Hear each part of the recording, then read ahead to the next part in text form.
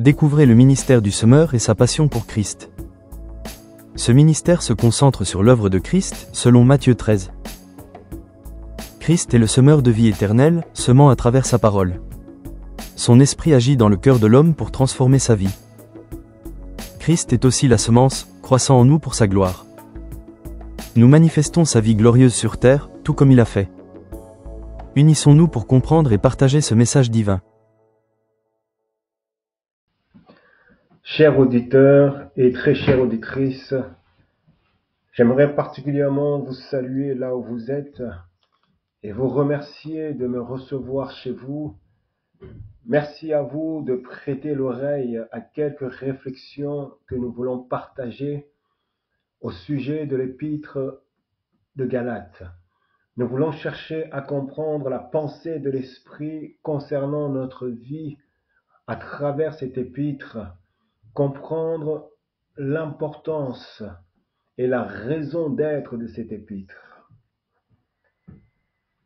Je remercie le Seigneur pour cette occasion qui nous est donnée et je prie que le Seigneur nous accorde sa bénédiction, son inspiration, sa révélation, sa compréhension, que ce temps que nous partageons soit un temps d'édification et un temps qui est béni. Que le Seigneur puisse exaucer la prière dans le nom précieux de Jésus-Christ. La lettre de Paul aux Galates commence par une affirmation. Paul commence par affirmer son apostolat. Paul est en train de dire qu'il a reçu son apostolat non pas de la part d'un homme, ni par lui-même, mais il a reçu son apostolat directement du Seigneur Jésus-Christ. C'est Jésus-Christ qu'il a choisi, c'est Jésus-Christ qu'il a établi et c'est Jésus-Christ lui-même qui l'a envoyé. L'apôtre veut dire tout simplement un envoyé.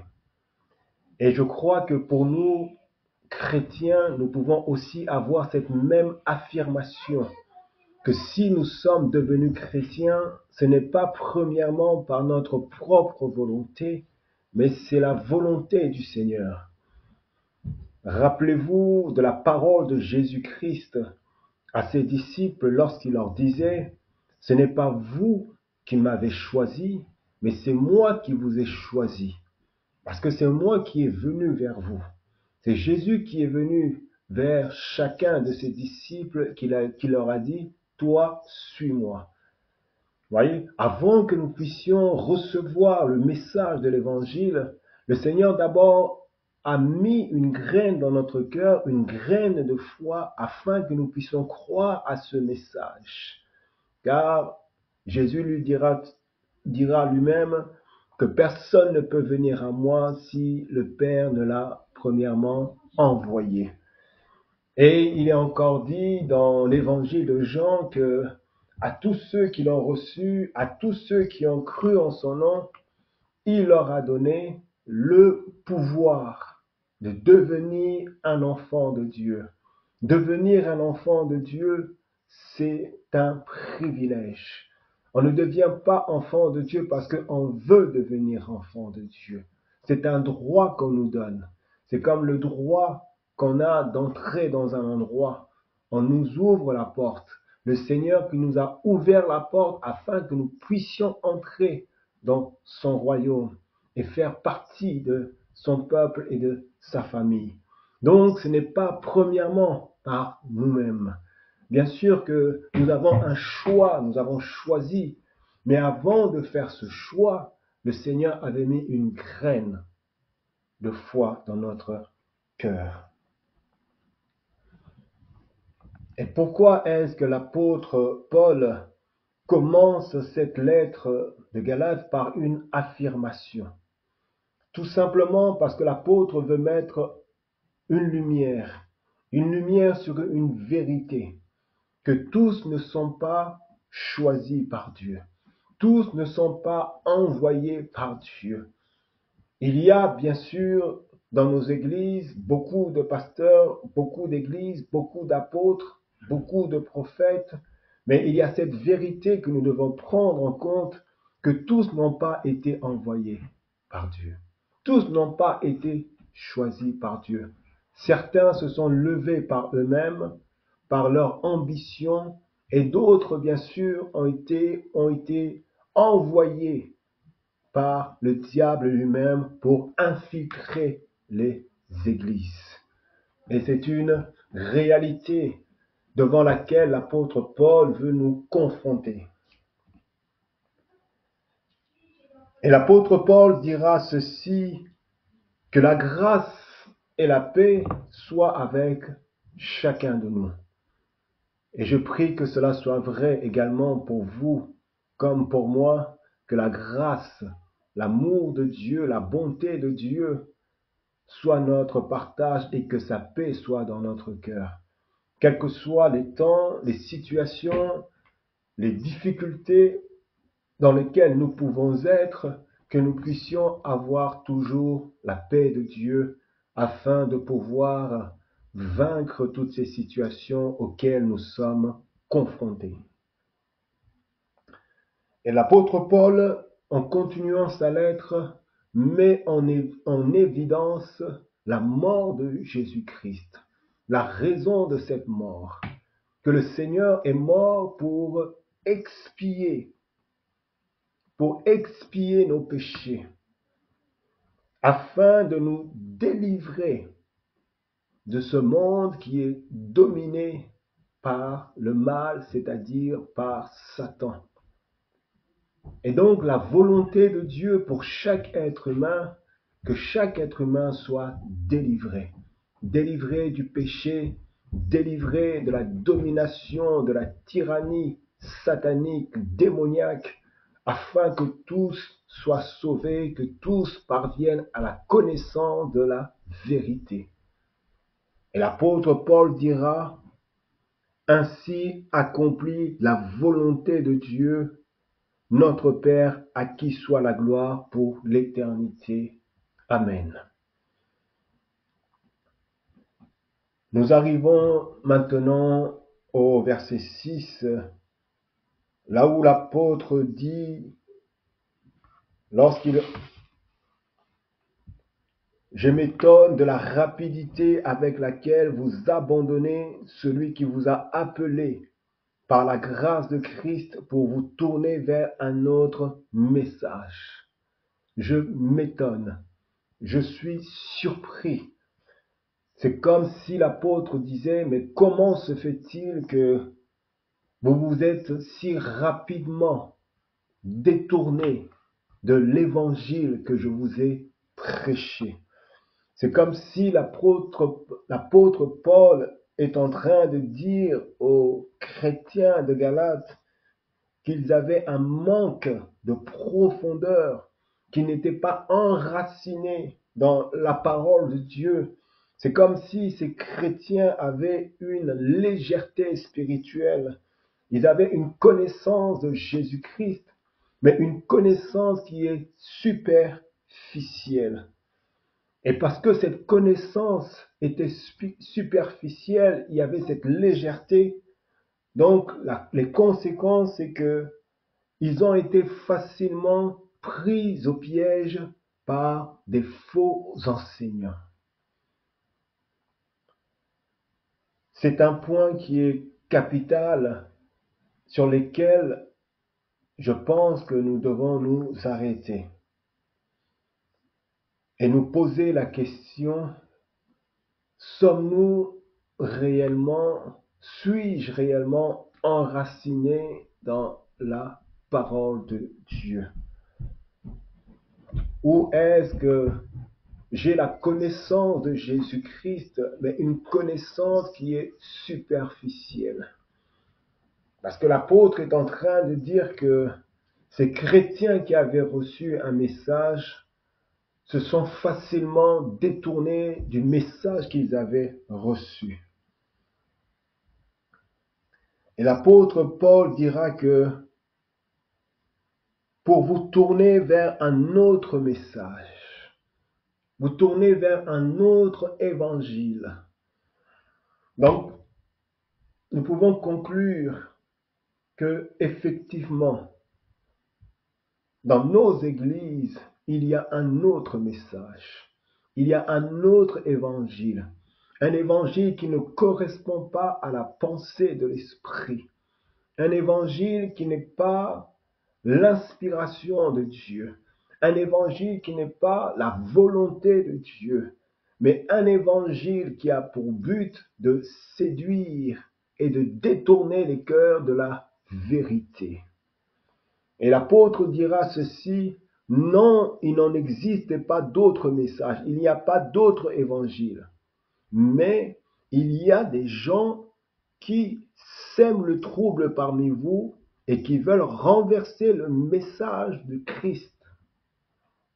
Il y a des gens, c'est-à-dire il y a des serviteurs, il y a des pasteurs, il y a des apôtres, il y a des prophètes qui ne sont pas venus de Dieu, qui n'ont pas reçu l'inspiration de Dieu, qui sont venus de Satan ou qui sont sous l'inspiration démoniaque, ont pour but de troubler le cœur des croyants, de mettre la confusion dans les cœurs, de ramener les cœurs des enfants de Dieu dans l'égarement et loin de la vérité de l'Évangile. Dans quel but? Parce que le but de Satan est de renverser le message de l'Évangile. Rappelez-vous, lorsque le serpent est entré dans le jardin, le but qu'il avait, c'était de détourner l'homme et la femme de la vérité qu'ils avaient reçue de la parole de Dieu. Dieu leur a donné cette parole en leur disant: ne touchez pas à cet arbre, ne mangez pas à cet arbre, à ce fruit. Et le serpent est venu afin de les inviter à manger ce qu'ils ne devaient pas manger. Donc le but du serpent, qui était bien sûr inspiré par le diable, était de renverser la parole que Adam et Ève avaient reçue de la part de Dieu. Et pour nous, aujourd'hui, nous devons le savoir également que le but de Satan est de renverser l'évangile de Jésus-Christ dans nos cœurs. L'évangile qui est selon l'Esprit de Dieu. Pour nous ramener. L'apôtre Paul est certain d'une chose. Et je pense que nous devons être aussi dans la même pensée que Paul. Lorsque Paul a bâti les églises dans la Galatie et qu'il est parti prêcher l'évangile ailleurs, des faux enseignants se sont introduits dans ces églises qu'il avait bâties.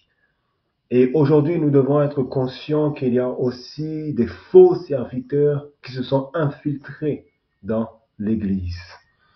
Ne sont pas des serviteurs envoyés par Dieu, mais des agents de Satan camouflés par des titres pasteurs, apôtres, prophètes.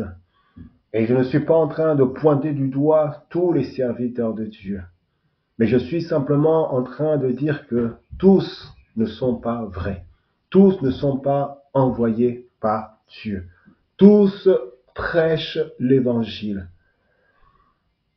Parce que l'ennemi est aussi capable de prêcher l'évangile. Parce que le diable connaît l'évangile. Il a même cité à plusieurs reprises lors de la tentation avec le Seigneur Jésus en lui disant « il est écrit ». Donc, il est capable de prêcher l'évangile, il est capable d'apporter des prophéties, il est capable d'apporter des révélations. Bien sûr, ces révélations ne sont pas de Dieu, mais ce sont des fausses révélations, ce sont des fausses prophéties. C'est pourquoi dans l'épître de Jacques, il nous est dit d'éprouver la prophétie. De ne pas rejeter la prophétie, mais de l'examiner. Examiner la révélation si elle vient de Dieu ou si elle ne vient pas de Dieu, c'est-à-dire de Satan. Donc, pour nous dire que toute révélation, toute prophétie, tout miracle ne vient pas forcément de Dieu. Parce que le diable aussi peut faire des miracles. Il est un séducteur, il sait comment séduire le cœur de l'homme, il sait comment gagner la faveur des hommes. Et l'apôtre nous montre cette réalité-là en son temps. Et c'est une réalité qui est aussi là dans notre temps. Écoutons ce que l'apôtre Paul dira ensuite. Au verset 8, il dit ceci. Mais quand nous-mêmes, quand un ange du ciel annoncerait un autre évangile, que celui que nous vous avons prêché, qu'il soit anathème, c'est-à-dire qu'il soit maudit, qu'il soit livré au jugement. Verset 9, nous vous l'avons dit précédemment, et je le répète à cette heure. Si quelqu'un, un serviteur ou une servante, vous annonce un autre évangile que celui que vous avez reçu, qu'il soit anathème, qu'il soit maudit. Si quelqu'un vous annonce un évangile qui n'est pas conforme à la vérité, à la pensée de Dieu, c'est là la difficulté que nous avons. C'est de discerner l'évangile qui est selon la vérité. De discerner l'évangile qui vient du cœur de Dieu. Parce que tout évangile qui est prêché n'est pas un évangile qui est inspiré par Dieu. Parce que l'ennemi se servira de l'évangile afin de pouvoir tromper, manipuler.